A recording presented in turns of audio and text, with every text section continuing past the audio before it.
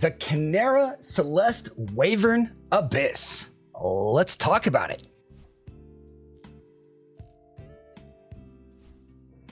This is a sample sent out by Hifigo. This is a 10mm LCP dynamic driver. The cost of this IEM is about $30. Let's go ahead and start off by talking about the build quality of this IEM. The shell of this IEM is really comfortable for me. Like, it has a lot of the characteristics of the Grand Maestro and of the Awful Performer IEMs. And it's just really nice. It's a flat pin cabled IEM with a kind of a small nozzle. It fits really well in my ear and provides excellent isolation. I think the shell design and faceplate of this IEM are really pretty. I like it a great deal, and just overall, I'm just really impressed with the design, comfort, and build quality of this IEM shell.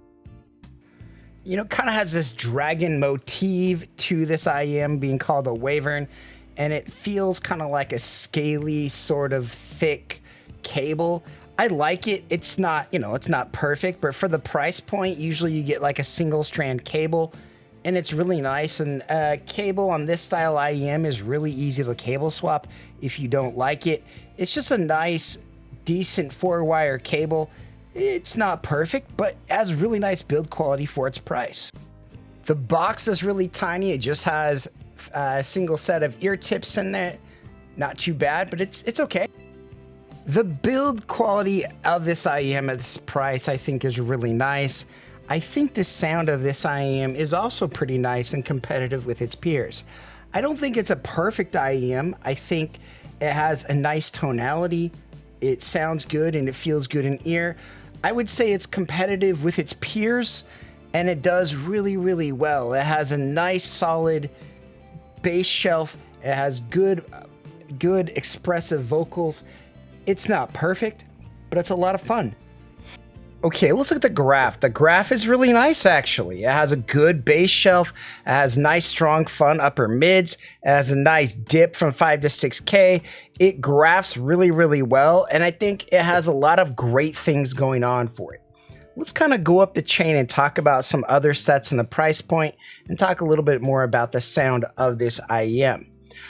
The first one I want to talk about, I always try to talk about another IEM from the same brand when I can.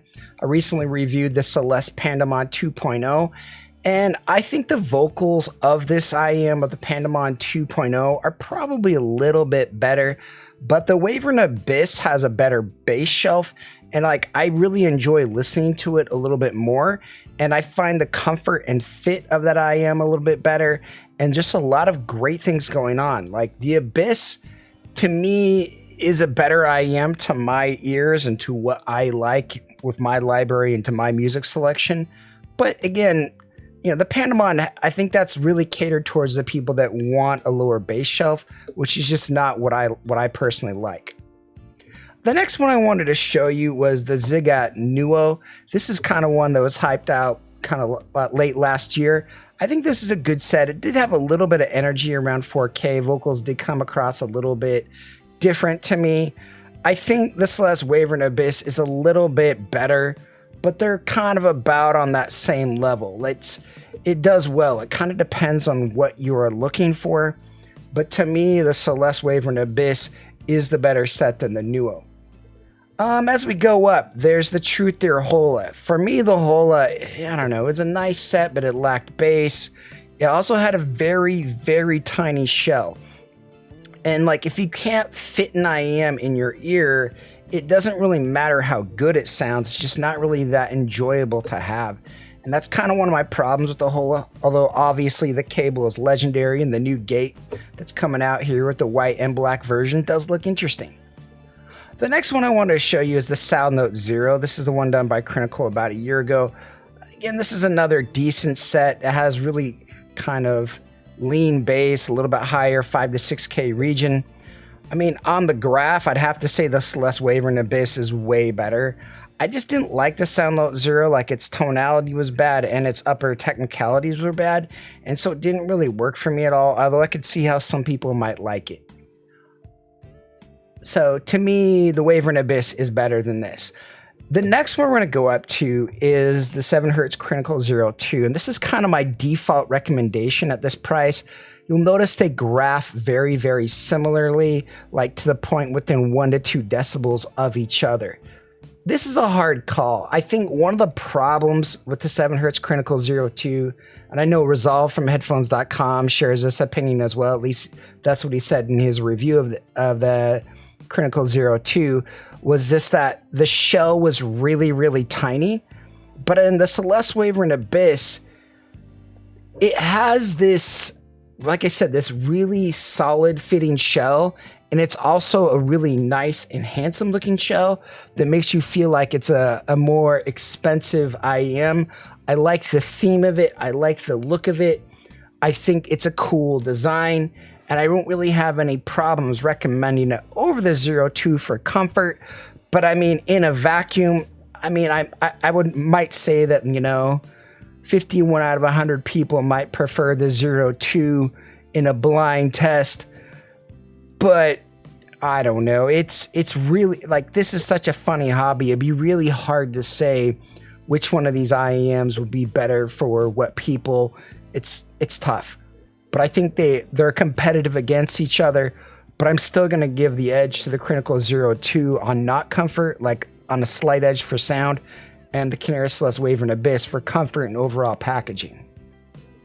So as far as ranking goes, I do think this is a solid set. It's not perfect, but it has a lot of good things going on for it. Music is fully enjoyable. I could find myself using this IEM and having absolutely no problems. And that's kind of like what a C is for me. They're enjoyable sets, not perfect, but I don't have any major fault with them. It doesn't have that like high resolution or technicalities. There's some slight issues that I hear with it. It sounds kind of organic, kind of old, almost like an old organic speaker, but it's not a bad set at all. And I absolutely give it a strong recommendation for somebody who's looking for an IEM and that, you know, that $20 to $30 space. This could be a real winner for people. You know, audio is a funny thing. This is a smooth, silky IEM. It feels good in hand. It looks cool. It has a neat design. I think this would have a really good value to gift to a friend because of its high comfort, because it's awesome design. Like, I really think this is a cool IEM. Its blue and kind of purpley faceplate are really awesome. I think, you know, it doesn't have a case, but you can buy a case for $10. It doesn't have a ton of accessories, but again, you can buy those for $10. So for $30, you get just an overall really nice little package that I really don't have any fault with. It's, you know, it's a good budget set. It fits good.